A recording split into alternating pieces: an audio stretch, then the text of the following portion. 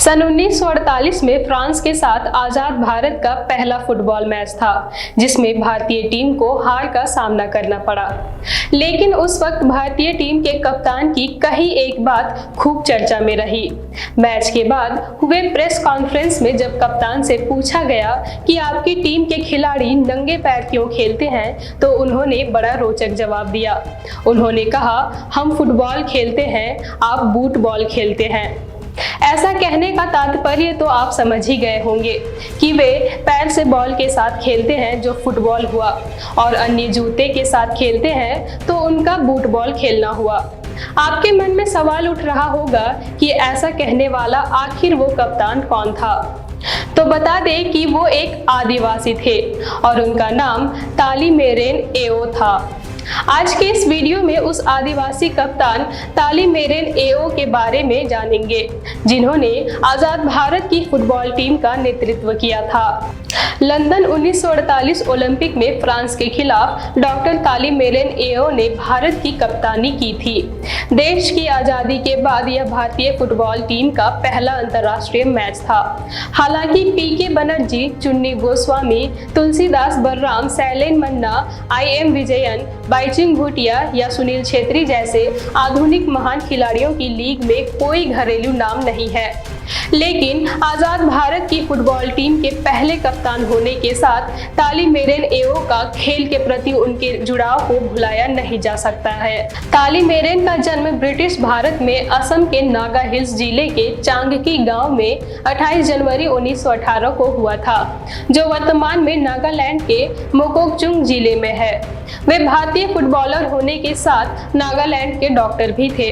उनके पिता और माता का नाम रेवरेंड सुबोंगवती निंगडांगरी एओ और मांगसांगला चांगकीलारी था। ताली मेरेन के 12 भाई बहन थे।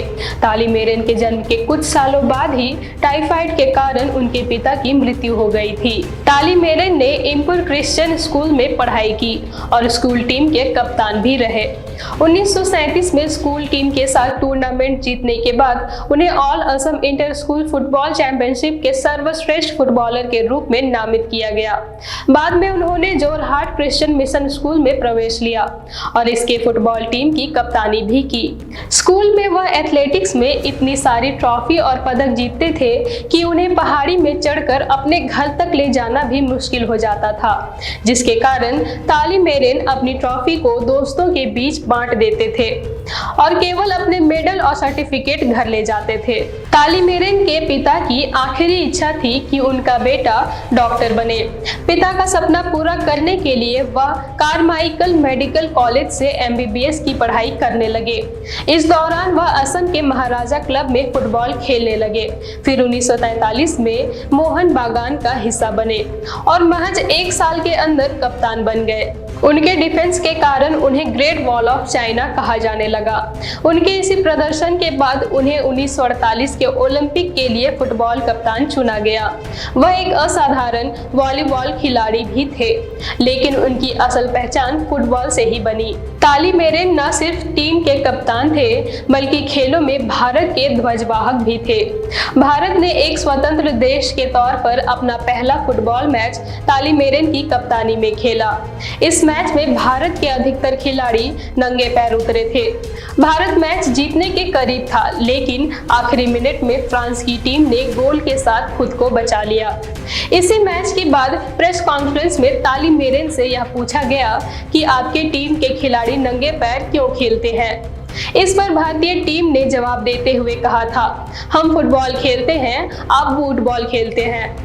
इस बयान से उन्होंने कई पत्रकारों का ध्यान आकर्षित किया, खासतौर पर ब्रिटिश पत्रकारों का। यही कारण रही कि मैच के बाद इंग्लैंड की राजकुमारी और महारानी एलिजाबेथ की छोटी बहन मार्गरेट ने टीम को बकिंघम पैलेस बुलाया। इस दौरान टीम के खिलाड़ियों ने किंग जॉर्ज पंचम और महारानी से मुलाकात की। तब के कई मीडिया में कहा गया था कि ताली मेरेन को इंग्लैंड के क्लब आर्सेनल ने कॉन्ट्रैक्ट साइन करने का ऑफर दिया था।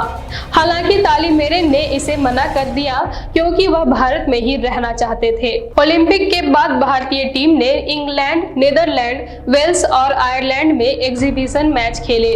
इस दौरान उन्होंने डच के बड़े क्लब एजेक्स को 5-2 से हराया था। 1950 में तालिमेरन एओ ने रिटायरमेंट के बाद फैसला किया कि वह अपने पिता का सपना पूरा करेंगे। उन्होंने अपनी MBBS की डिग्री पूरी की। इसके बाद वह डिब्रूगढ़ मेडिकल कॉलेज के ENT डिपार्टमेंट में काम करने लगे। 1953 में उन्हें कोहिमा सिविल हॉस्पिटल में मेडिकल सुपरिटेंडेंट बनाया गया। उसके लगभग 10 साल बाद प्रदेश के हेल्थ सर्विस के पहले नागा डायरेक्टर बने। वह 1978 तक इस पद पर रहे। उन्होंने अपनी दूसरी पारी में भी वही निष्ठा दिखाई जो एक खिलाड़ी के तौर पर दिखाया करते थे। डॉक्टर बनने के बाद भी खेल उनसे दूर नहीं हुआ।